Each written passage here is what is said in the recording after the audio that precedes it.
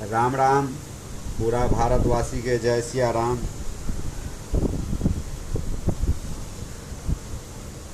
भैया स्नान ध्यान मेरा हो गया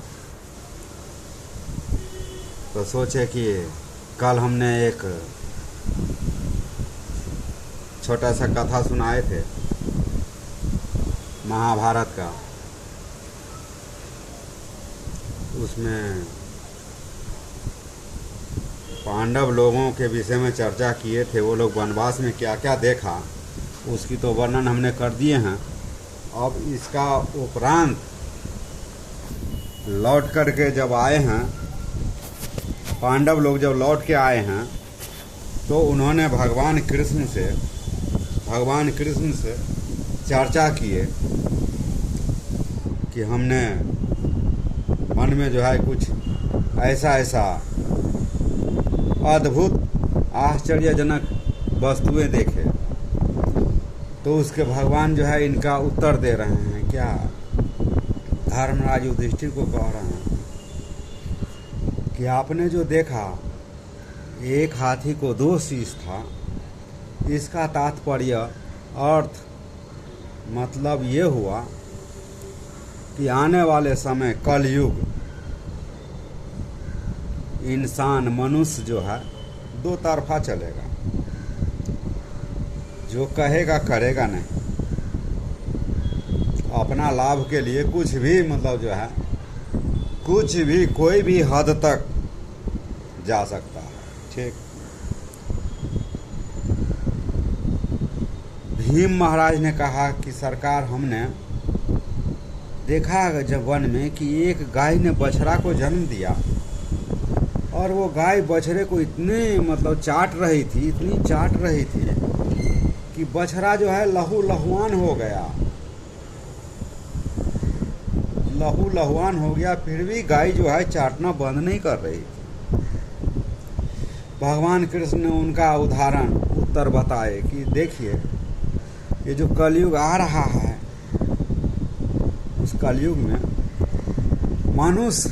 मनुष्य इतनी स्वार्थी हो जाएगा, इतना स्वार्थी हो जाएगा कि डर के मारे तो बाल बच्चा जन्माना बंद कर देंगे। 1 से 2 जन्माएंगे और वो भी इतना प्रेम करेगा उनसे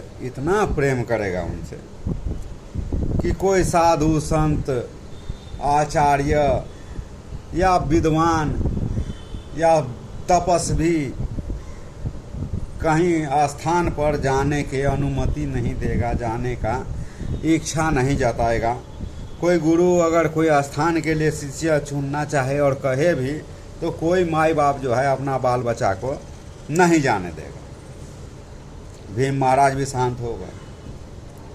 अब अर्जुन महाराज ने कहा कि हमने देखा सरकार कि एक पक्षी के सर पर एक पक्षी के पंख पर वेद लिखा हुआ था। वेद माने ज्ञान होता। और उस पक्षी को हमने देखा कि मांस जो है नोच करके जो है खा रहा था। किसी मरे हुए जानवर का, पशु का मांस नोच के खा रहा था। भगवान ने उत्तर बड़ा सुंदर दिए। भगवान ने कहा कि देखिए ये जो आने वाला कलयुग है उसमें हम पर भी लागू होता है। हर किसी पे तो नहीं कहेंगे, क्योंकि कोई ऐसा भी है अभी भी संसार में जो ये पृथ्वी का भार उठाया हुआ है और पृथ्वी संचालन चल रहा है। अर्थात यदि कोई नहीं रहेगा संसार में तो पृथ्वी जो है जल समाधि हो जाएगा, जल स्थान हो जाएगा, डूब जाएगा पानी। किंतु अभी कोई पुरुष ऐसा है जो संसार की पाप को जो है सामना करने में सक्षम है, चल रहा है। किंतु ज़्यादातर लोग यही हो गया है कि जो कहता है स्वयं पालन नहीं करते। ठीक। तीसरा में चौथा में सहदेव ने कहा कि सरकार, हमने देखा वन में एक बहुत बड़ा पहाड़ का चट्टान लुढ़कता हुआ ओथ पोथ होते हुए एकदम ऊपर से जो है नीचे की तरफ आ रहा था। उसके रास्ते में जितना पेड़ पौधा वृक्ष पड़ रहा था सारे को तोड़ता गिराता पारता जो है नीचे की तरफ आ रहा था। और आते आते जब नज़दीक में आया, धरती के नज़दीक में आया, तो एक छोटा सा पौधा में भीड़ते ही वो पहाड़ का चट्टान वैसे ही अटक गया। बड़ा आश्चर्य की बात हमने देखा, मुझे समझ में नहीं आया। तो भगवान कृष्ण ने कहा कि देखिए, इसका तात्पर्य ये हुआ कि कलयुग में सबसे पावरफुल, सबसे शक्तिशाली, सबसे सुंदर और सबसे मान के चलिए शुद्ध यदि कोई वृक्ष पौधा रहेगा, वृक्ष रहेगा, तो रहेगा तुलसी। अर्थात सारे जो है सब कुछ जो है मान के चले कि शक्तिहीन हो जाएगा। ठीक, सहदेव महाराज को भी समझ में आ गया, वो भी शांत। अब आ गए मान के चले कि नकुल महाराज भी शांत हो गए। अब आ गए सहदेव महाराज। तो सहदेव महाराज जो है कहते हैं कि भगवान कृष्ण की सरकार, हमने देखा वन में कि 7 तालाब था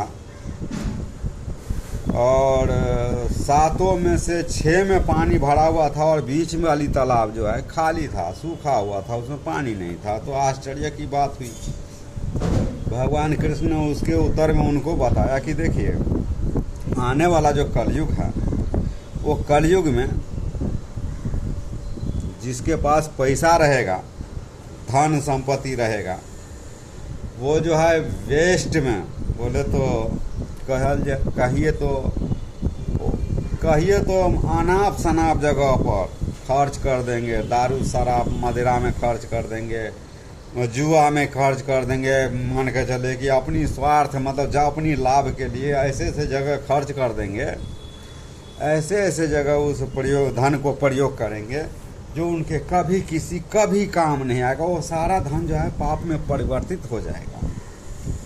किंतु बगल में कोई लाचार धर्मात्मा या मान के चले कोई वृद्ध या कोई गरीब दवा के बिना मर रहा है, तो उसको उपदेश देंगे, कर्म का फल भोग रहा, उनको वो सहायता नहीं करेगा, उनको जो है उन पर दया नहीं करेंगे। किंतु अपने मित्र यार दोस्त देश विदेश जो है लाखों लाख रुपए खर्च करके देश विदेश पार्टी साल्टी करके मतलब आर्केस्ट्रा करवाएंगे, बेसियाएँ नचवाएंगे, उनमें पैसा खर्च करेंगे जो कि इनके कभी काम नहीं आएंगे।